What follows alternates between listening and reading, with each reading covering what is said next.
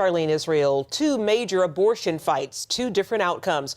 Voters in Albuquerque, New Mexico defeated a ban on late-term abortions, while in Texas, a tough new abortion law stands after the U.S. Supreme Court refused to intervene. In Texas, a victory for the pro-life movement. A third of the state's abortion clinics will remain closed after the U.S. Supreme Court decided not to intervene.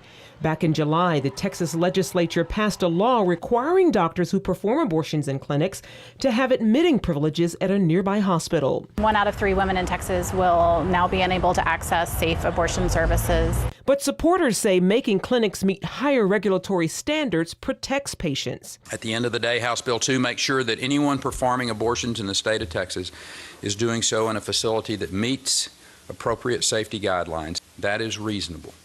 That is common sense. Meanwhile, in Albuquerque, voters rejected a ballot measure that would have banned abortions after 20 weeks. It's really important for women to have control over their own bodies. But supporters of banning late-term abortion say the fight is far from over. While we are disappointed, we will come back stronger. We will keep moving forward. We will never back down. We will never give up. Across the country, pro-lifers are targeting late-term abortions and citing the horrific practices that go along with them. Former workers at one Houston abortion clinic described babies being born alive daily and killed at the hand of an abortionist. When he did an abortion, especially over 20-week abortion, most of the time the fetus would come completely out before he either cut the spinal cord or he introduced one of the instruments into the soft spot of the fetus in order to kill the fetus. But I wasn't aware, I thought, well, it's an abortion, that's what he does.